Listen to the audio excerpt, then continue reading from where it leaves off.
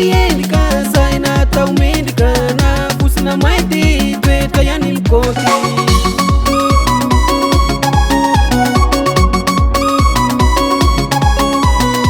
Efa lasa ny voko mantratra ny paradisako, zay onena ny tranoko, zay livena ny vasako. Sy tiako vitia fangaro miala sy ny rasarom-piaro, isananako maro fa tokana toy ny masoandro. Rasy fatiany mavavany olany, rasy fatiany mafoy fotoana honilany, rasy fatiany mazaka ny adalany, rasy fatiany maharaka ny filany, rasy fatiany mafady zavatra alany, rasy fatiany sy metetra aminy volany.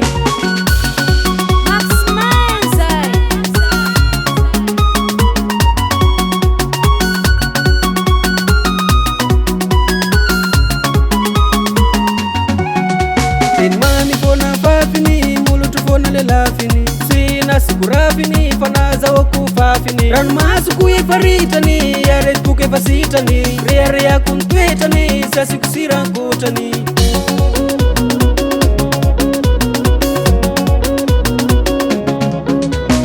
Sitako zay hosolony mafoy vitrina tolony, ampolo taona ny vady zay sy ary ny ady. Iaraka mandramaty salany fosiny aty, mandra-pialany aiko ny sitrapony araiko. Rasy fatiany mavavany olany, rasy fatiany mafoy fotoana honilany, rasy fatiany mazaka ny adalany, rasy fatiany maharaka ny filany, rasy fatiany mafady zavatra alany, rasy fatiany sy metetra aminy volany.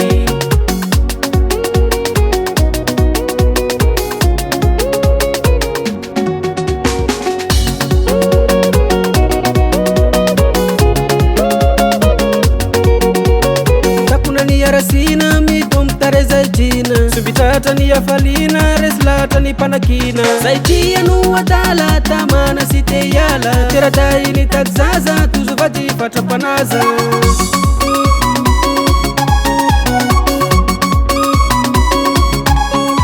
Zay teniny akato aviko isaraka sanadriaviko, izy na feno ny banga sy alako na ino hitranga. Iray tadolokanga na sy mitovy saranga, endriky velany fitaka sy masoloako ny akanga. Rasy fatiany mavavany olany, rasy fatiany mafoy fotoana honilany, rasy fatiany mazaka ny adalany, rasy fatiany maharaka ny filany, rasy fatiany mafady zavatra alany, rasy fatiany sy metetra aminy volany.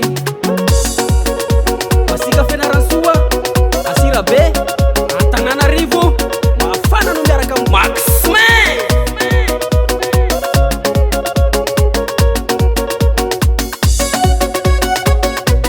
Bandiny Tamatavy, magnaza vehivavy Maxman.